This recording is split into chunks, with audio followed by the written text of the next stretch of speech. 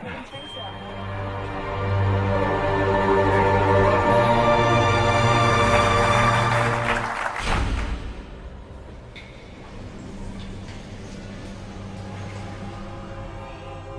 This gentleman right here.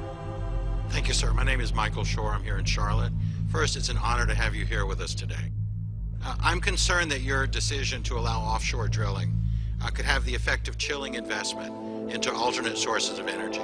And I'm interested in what incentives you're going to be proposing to establish the conditions and to stimulate research and development and expansion of that critical sector. Well, I think it's a great question. We invested in wind. We invested in solar. We invested in biomass. We invested in research and development. We invested in battery technologies. Here's the challenge that we have. We don't yet have the technological breakthroughs that can completely replace fossil fuels. So for the next 10 years, next 20 years, we're still going to be using oil. We're still going to be using coal. We're still going to be using natural gas. We're still going to be using the traditional sources to fuel our cars, to heat our homes, to run our big power plants, etc. Unless somebody here invents something tomorrow, which would be very helpful. And if you have it, let me know. This is me letting you know. I'm here speaking because I'm at the forefront right now of the most advanced mathematics ever known to mankind. And because my teacher, Marco Rodin, discovered an unknown mathematical language inherent to nature, and I found the key of how to model it in three-dimensional space. The saying is that mathematics is the language of God, but until now, no one's been speaking God's language. What we have is the grand unified field theory. With it, you can create inexhaustible free energy, end all diseases, produce unlimited food, travel anywhere in the universe, build the ultimate supercomputer, artificial intelligence, and obsolete all existing technology. How is it possible to make such outrageous claims? Because we have the secret that connects all of the world's technologies together, numbers. We discovered that numbers are real, a living language, a jigsaw puzzle that when pieced together no longer creates a rendition or approximation of reality.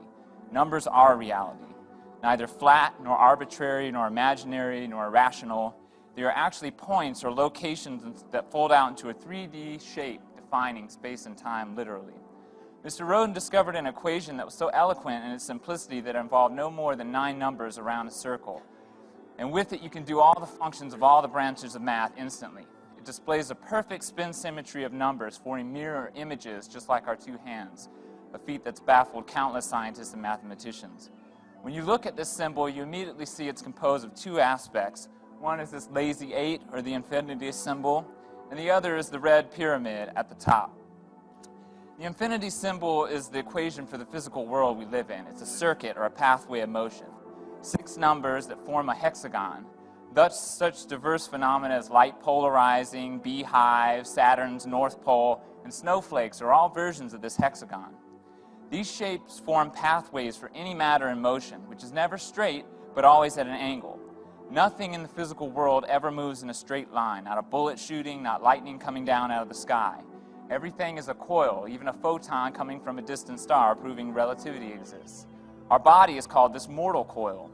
Our DNA is a coil, and it's no coincidence that it matches our equation perfectly.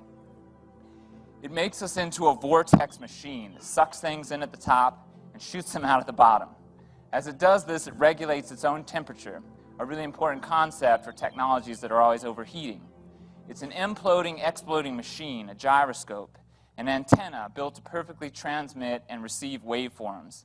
In fact, Marco's antenna designs are protecting the 4 corners of the United States because they were found to be the most sensitive antennas ever created. Around the same time, he also presented at the largest genetic engineering conference in the world on DNA sequencing, thus proving the ability of this math to cross between the sciences. Jonas Salk, who was the inventor of the polio vaccine, stated that this work was so advanced it would never be understood in Marco's lifetime unless he cloned himself. And so maybe that's what I am.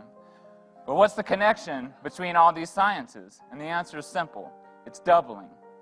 When you follow what these numbers are doing, you get doubling. And why might that be significant? Well, our cells double to create us. We have 1 cell, conceptions, 2, 4, 8, 16, 32.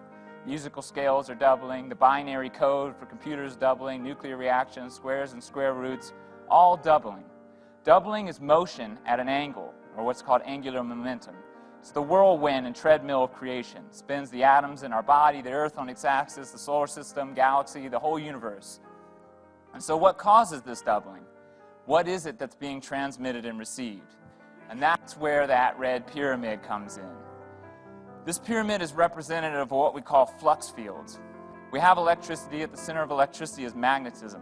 At the center of magnetism is a flux. It's a higher dimensional energy known by many names such as dark energy, tachyons, monopoles, gravitons. We call it etheron energy. It's the energy that's keeping us conscious and alive, and it's not a static or stationary energy.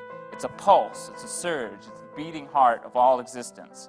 It's the ultimate fundamental particle in the universe, the God particle, and I know how to harness it. This energy is the source of all time, motion, and vibration. It's the only thing that comes from the whole, or the zero, the center of the cyclone. It emanates linearly in all directions, penetrating everything without any resistance. It cannot be shielded.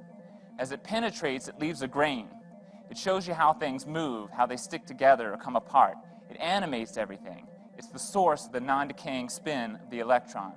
If you combine it with a coil, you get a perfect mathematical vortex consisting of a positive electromagnetic energy radiating out and a negative backdraft counter space, which is the same as gravity. It allows for contraction. Etherons are literally the glue that holds the universe together. Einstein called it an inertia ether. Ultimately, when this is arrayed in true 3D shape, which is what I discovered, it forms a shape commonly known as a torus or a donut. This is nearly 20 years later. What I found was this. Essentially, this thing is a heat sink. It's a temperature regulator, just like your human body.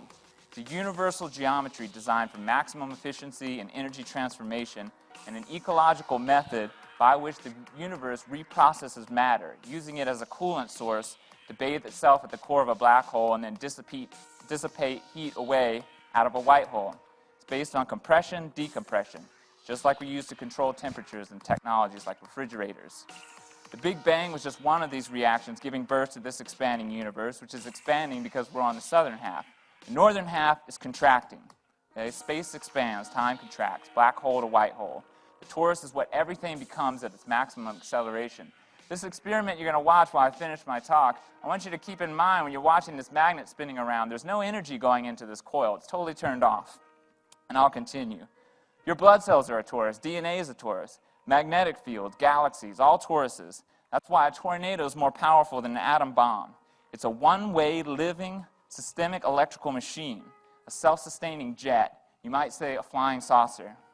I found the way to calculate this torus in a perfect 3D, 4D, and higher mathematical hologram that can be scaled up and down to infinity, and which we now call the Abha torus.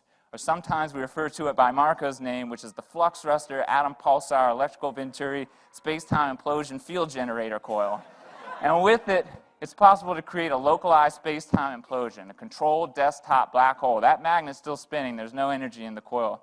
This is the final technology, the philosopher's stone, a reactionless drive unaffected by any weight that it carries. It's a true model of an atom, and with it I have the key to the periodic table, which a professor from the University of North Carolina told me could be the greatest scientific discovery of all time.